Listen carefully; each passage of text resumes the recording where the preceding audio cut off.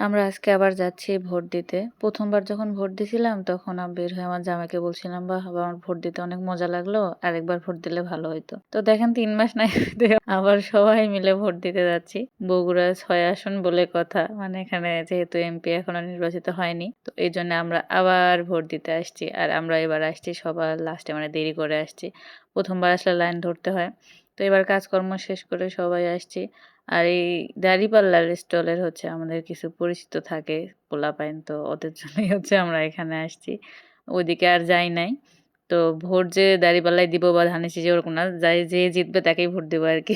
এই হলো আমাদের অবস্থা।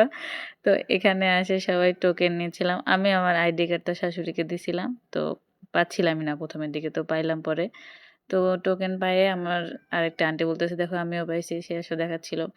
১ম দিকে নাকি অনেক ভিড় ছিল। দেখেন ছাগলও বেড়াচ্ছে, ছাগলও ভোট দিতে আসছে। তো আমি আসে দেখি কেউ নাই। মানে এর আগেরবার এত পরিমাণ ভিড় ছিল। পরে আমার দেবরদেরকে বললাম যে, "তোমরা সামনে যাও, অন্তত মানুষ দেখা যাবে। এখানে তো একটা মানুষ নাই, শুধু আমরাই আসছি ভোট দিতে।" দেখেন এখানে আগেরবার ছিল এত লাইন, মানে মিনিমাম মনে হয় ৪০ থেকে ১ ঘন্টার মতো, মানে ৪০ মিনিট থেকে ১ ঘন্টার মতো দাঁড়ায় ছিলাম। তারপর হচ্ছে আমরা ভোট দিতে পারছি। আর এবার আমরাই ফার্স্ট, মানে আমরাই ফার্স্ট, আমরাই লাস্ট। দেখেন আমার আগের দাগ এখনো উঠেই নাই। আগে ভোট দেওয়ার দাগ, আবার আসছি। তো ভোট দিয়ে শেষ করে আবার বের হলাম, দেখেন একটার উপর আরেকটা দাগ পড়ে গেছে। আর এবারে এমনি ছ্যাদরায় দিছে, মানে কি একটা অবস্থা। তো দেখেন এবার আমার মেয়েও দাগ দিয়ে নিয়ে আসছে। আমার শাশুড়ির সঙ্গে পিচ্চি-পাচ্চি সব ঢুকছিল। মানে ওই যে আমার পিচ্চি একটা দেবর, আমার মেয়ে ঢুকছিল।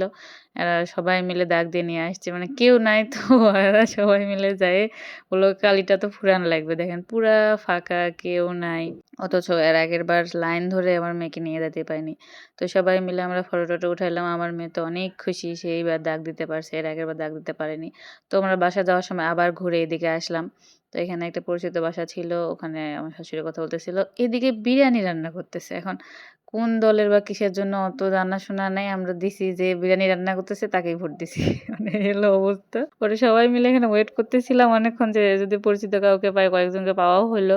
যে দেখি তো বিরিয়ানি-টিরিয়ানি পাওয়া যায় নাকি। তো অনেকক্ষণ ওখানে শোরগোল করে টরে দেখলাম আবার যে সবাই চলে যাচ্ছে। না থাক, পরে যা পাওয়ার পাবে। যেগুলো পরিচিত মানুষ আছে ওদেরকে বলে দিবনি, পরে বিরিয়ানি নিয়ে আসবেনি। ওগুলো মেইনলি বিরিয়ানি বানানো হচ্ছে লোকদের জন্য, মানে যারা ওখানে কাজ করে। পরে দেখেন আমরা ২ প্যাকেট বিরিয়ানি পাইছি। পাইছি বলতে আমাদের দেয়নি, মানে আমাদের পরিচিত যারা ছিল ওদেরকে দিছে। তো ওরা হচ্ছে না খেয়ে আমাকে দিছে, যেহেতু আমার অনেক পছন্দ আর আমার মেয়েরও অনেক পছন্দ, এইজন্য নিয়ে আসছে। তো এইটা হচ্ছে আমরা সবাই মিলে যারা ভোট দিয়েছি সবাই একটু করে খাওয়ার জন্য নিয়ে আসছে। আর আজকে আমি রোজা, এইজন্য হচ্ছে এখনো খাইনি, আমারটা এখনো আছে। তো এই হলো অবস্থা। পরে আমার মেয়েকে দিলাম। আমি ভাবছিলাম খাবে না হয়তো, পরে দেখলাম না, ও সুন্দর করে সবগুলো খাইয়ে দিয়ে শেষ করলো। বাকি যতটুকু আছে ওটা আমি ইফতারিতে ইফতার করব। আজকে ভিডিওটা এই পর্যন্তই। ভালো থাকবেন সবাই। আল্লাহ হাফেজ।